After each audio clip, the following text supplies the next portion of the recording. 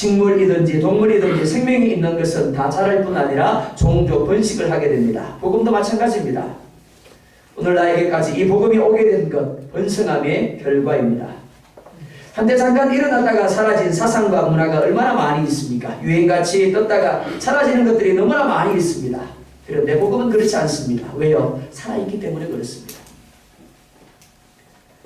정서로부터 선지자들에게서 증거를 받은 복음을 예수님이 완성시키십니다. 그리고 성령께서 제자들을 통해서 전례되게 하셨습니다. 수많은 환난이 있었고 수많은 핍박이 있었습니다. 그때마다 핍박하는 이들이 큰 소리 쳤습니다. 기독교가 이 땅에서 사라질 것이다. 아니요. 그들의 호언장담과는 달리 여전히 하나님의 복음이 우리에게까지 증거되어졌습니다. 번성되어졌습니다.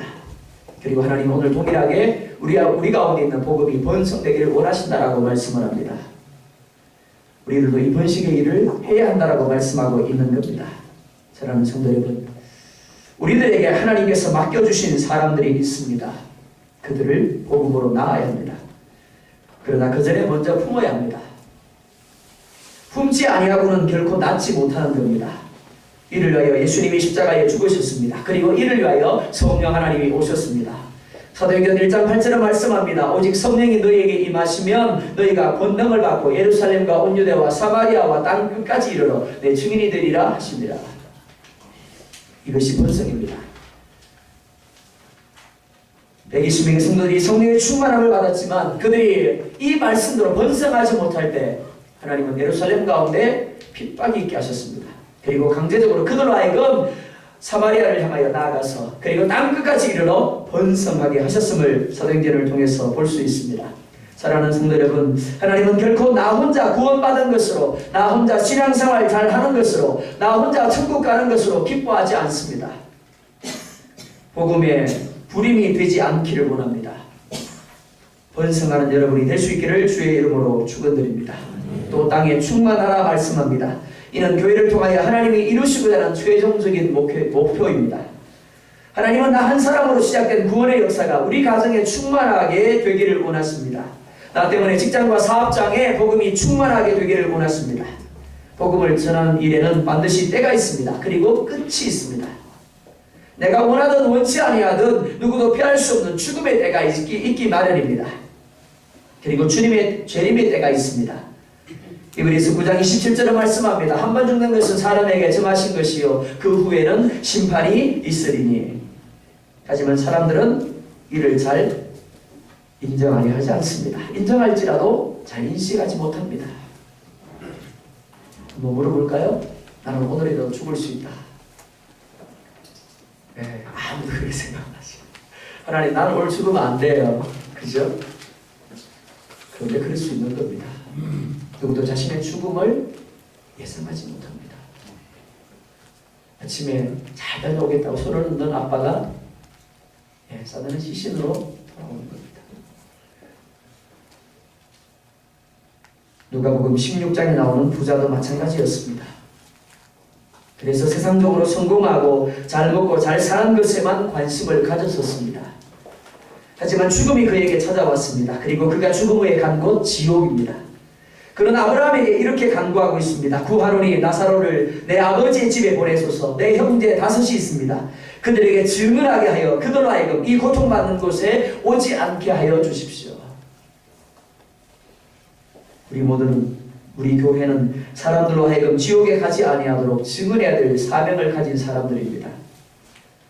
그래서 번성하고 충만하게 해야 될 사명을 가지고 있습니다. 사랑하는 성도 여러분, 이것이 우리의 소원이 되기를 원합니다. 하나님이 내게 증언하라고 붙여주셨습니다. 그런데 내가 침묵해버립니다. 어떻게 될까요? 그가 하나님 앞에 서서 심판을 받을 때 이렇게 말합니다. 하나님, 내가 보면 직장이에요. 내가 관계를 맺은 그 누구가요? 나는 교회 집사였습니다. 나는 교회 권사였습니다. 그가 내게 단 한 번만이라도 지옥이 있다라는 것을, 천국이 있다라는 것을, 하나님의 심판이 있다라는 것을, 예수를 믿어야만 구원을 얻는다라는 것을 증언해 주었다라면 나는 결코 이 지옥에 오지 않았을 겁니다. 그런데 그가 수도 없는 기회가 주어졌음에도 불구하고 내게 전해주지 않았기 때문에, 내가 듣지 못했기 때문에 지옥을 알지 못했습니다. 그래서 내가 여기 있는 겁니다. 그래서 주님은 말씀합니다. 그 피값을 너희에게서 취할 것이다. 생명은 움직이고 역사하는 것입니다. 그렇지 못한 것은 죽었든지 아니면 무엇인가 병든 면이 있는 겁니다. 말씀을 맺습니다. 말씀과 기도로 자라고 생육할 수 있기를 원합니다. 그래서 어느 곳에서 무엇을 하든지 여러분을 통해서 하나님의 형상이 증거되고 하나님의 다스림이 증거되게 하시기 바랍니다.